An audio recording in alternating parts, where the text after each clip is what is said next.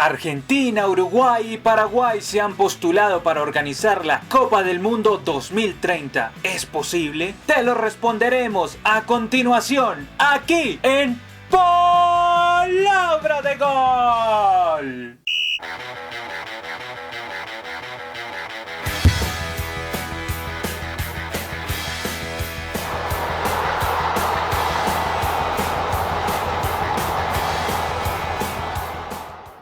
Sobre el sueño de esta candidatura hay diversos aspectos que explorar. Veamos los requisitos.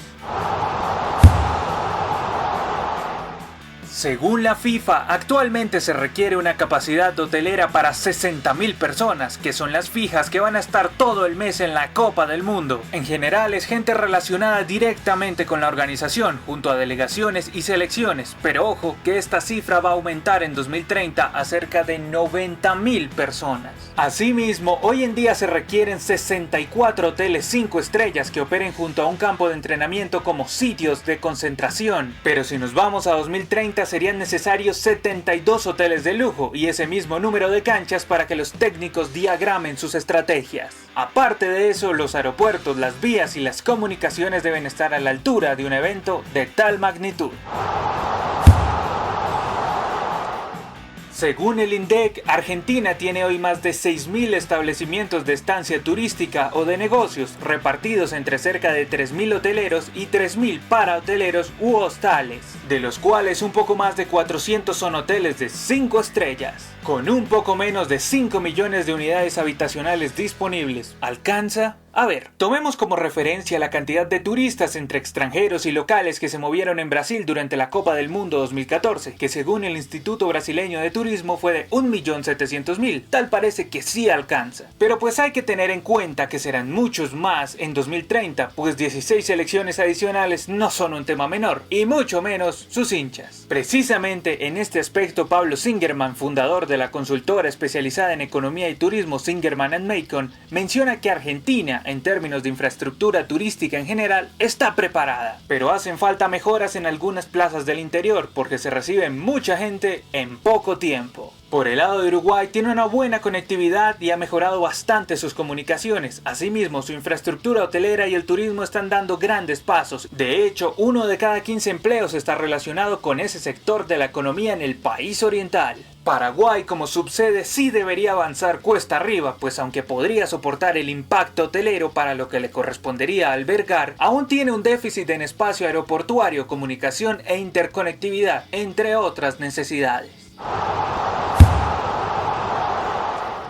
FIFA pide 12 estadios, 9 de ellos deben tener un aforo de 40.000 espectadores, 2 de 60.000 para las semifinales y 1 de 80.000 en donde se jugarán la inauguración y la final. Todos deben tener silletería completa, suficientes y amplios accesos, facilidad en las comunicaciones, es decir, Wi-Fi y TV óptimos, zona de prensa que es alrededor de un cuarto de la tribuna occidental o principal, zona de comidas, pantalla gigante LED en la que se pueda ver el partido, posiblemente habrá que proveer la tecnología del VAR y obviamente no podrán tener mallado olímpico o las rejas, que supuestamente sirven para evitar que el panadero queme la manga. Pero bueno, vamos a ver lo que le correspondería a cada país, haciendo la salvedad que en 2030 se pasará de 64 a 80 partidos, observaremos lo que debe aportar cada uno de ellos. Sobre Argentina recae la mayor responsabilidad. En gran medida el éxito de esta candidatura y de la buena realización del posible mundial depende de este país. A esta nación le corresponden 8 estadios, por lo que albergará 40 partidos. Por el lado de Uruguay le corresponde aportar 2 estadios, tendrá 20 partidos. Y Paraguay también se hará cargo de 2 estadios y 20 partidos. Ahora vamos a los estadios en sí. Se especula que los de Argentina serían uno totalmente nuevo al norte del país en Santiago del Estero, el Monumental de Núñez de River Plate, el Mario Kempes de Córdoba, el Estadio Ciudad de La Plata donde oficia de local a veces Estudiantes, el Gigante de Arroyito de Rosario Central, el Malvinas Argentinas donde juega Godoy Godoy Cruz, el Cilindro de Avellaneda donde oficia Racing de local y el Estanislao López donde juega Colón de Santa Fe. Y en el tintero están La Bombonera, el San Juan del Bicentenario, el Estadio Único de Villa Mercedes y el Marcelo Bielsa. Uruguay se mueve entre el Centenario, que se dice podría albergar la final, y el campeón del siglo, Recinto de Peñarol, o uno nuevo en el municipio de Maldonado. Y Paraguay presentaría la nueva olla de Cerro Porteño y el Defensores del Chaco.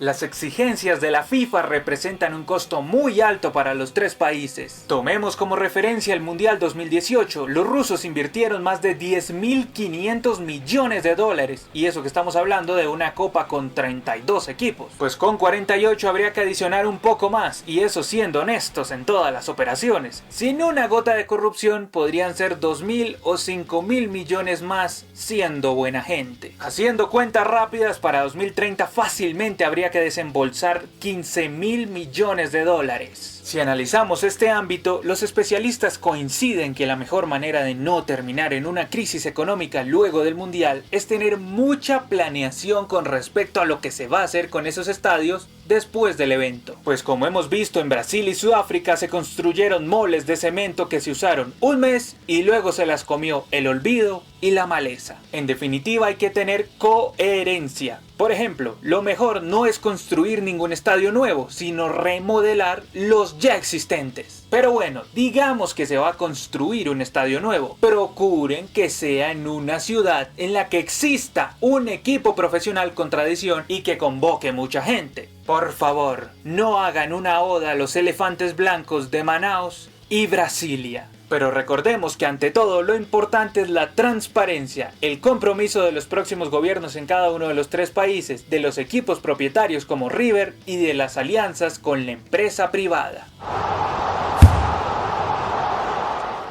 Como en todo gran reto, siempre hay competencia. Asia no puede estar porque Qatar será sede en 2022. Listo, uno menos. Ahora vamos con los posibles contrincantes. Uno puede ser Marruecos, que de perder la sede del 2026 puede montarse a la pelea por la del 2030. Asimismo, México, Estados Unidos y Canadá podrían ser contrincantes de perder ante Marruecos y serían unos contendores complicados por la experiencia de dos de los tres en mundiales. Sin embargo, irónicamente a Paraguay, Uruguay y Argentina les conviene más que en 2026 la sede sea Marruecos, pues potencializaría que la Copa del Mundo se volviese a disputar en América. No obstante, lejos de esos rivales, el más duro es uno que ya alzó la voz y viene con todo: Inglaterra.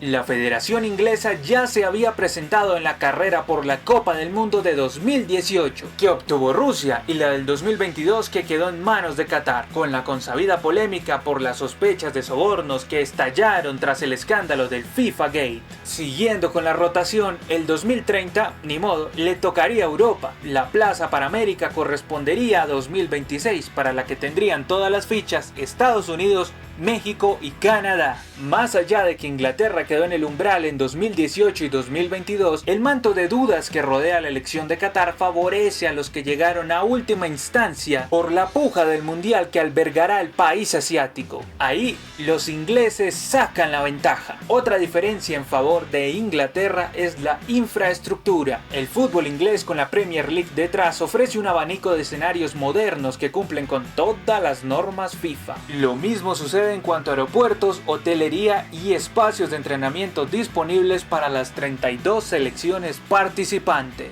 Contra todo eso lucha el proyecto de Argentina, Uruguay y Paraguay. Sin embargo, a favor está la mística de 100 años, pues comercial y simbólicamente sería muy significativo que la Copa volviera a donde nació un centenario después. Para motivarnos, apeguémonos a la premisa de Chile cuando hizo el Mundial en 1962. Porque no tenemos nada, lo haremos todo. Si Chile lo hizo después de sufrir un terremoto, ¿por qué Argentina, Uruguay y Paraguay no? Sí, es cierto, eran otros tiempos y tal vez se gastaba menos dinero, pero el espíritu sigue siendo el mismo: salir adelante a pesar de la adversidad.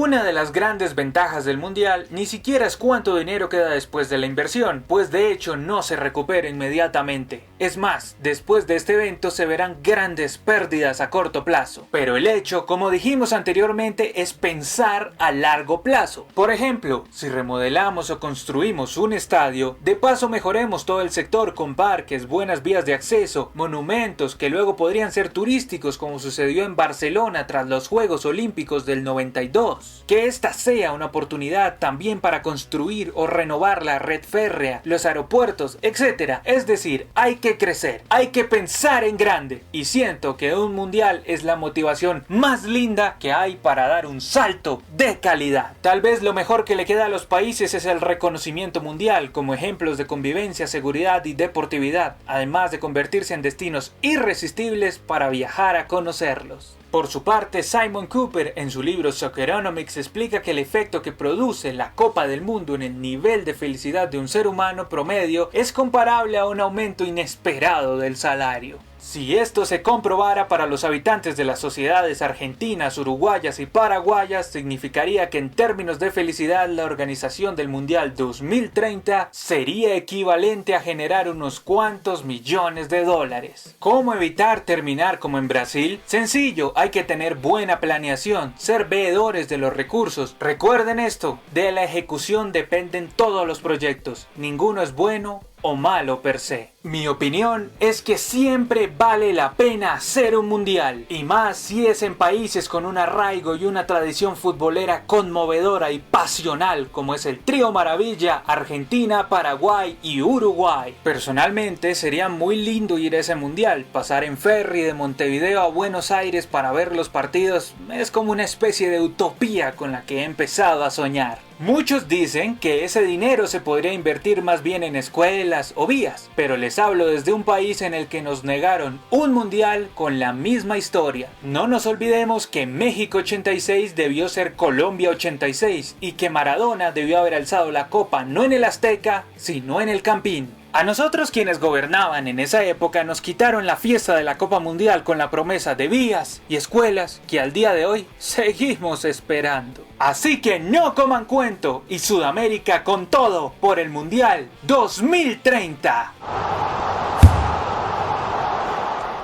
Y así llegamos al final de nuestro análisis sobre la candidatura del Trípode Maravilla para organizar el Mundial 2030. Teniendo en cuenta que para esa época Sudamérica tendrá disponibles 6 cupos directos y 1 por repechaje, y si Argentina, Uruguay y Paraguay clasifican derecho por ser anfitriones, comenta qué crees que pasará con la eliminatoria. ¿Se jugaría solo por saber quién disputaría el repechaje? ¿O en ese momento Conmebol y CONCACAF ya estarían unificadas? Comenta todo eso aquí abajo y nos vemos en una próxima ocasión, aquí donde adoramos el balón, en Palabra de Gol.